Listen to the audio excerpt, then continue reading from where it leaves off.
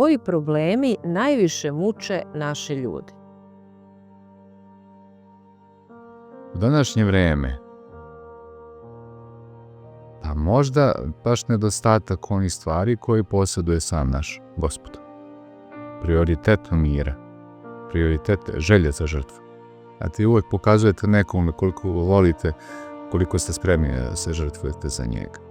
A opet i odnosom mi u crkvi definišemo ono što ima u sebi utemeljenje može biti večno.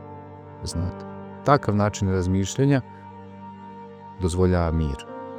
Mi, evo sad baš sa praznikom Vaskrsenja, smo se podsjetili da treba da se uzvisimo.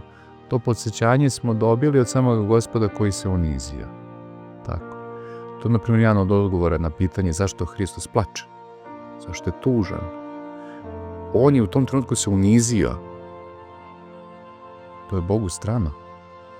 Mnogo niži nivo razmišljenja i osjećaja, pa i plakanje, nego ono što osjeća i nudi sam Gospod. Mi treba kontrastranom stepenice da se krećemo dole ka gore, u Bogu prepoznavajući i veličinu našeg potencijala, a opet i silu, odnosno intenzitet naših osjećaja kojima mi težimo i koji ćemo odnosno dobiti.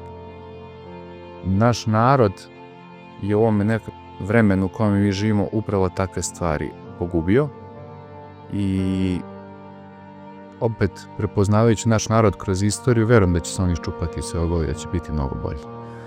Teško je vreme ispred nas, te neke porodične vrednosti koji zavise i od mira i od osjećaja i zavisnici su, ozbiljni zavisnici od takvih stvari, doživljaju krizu.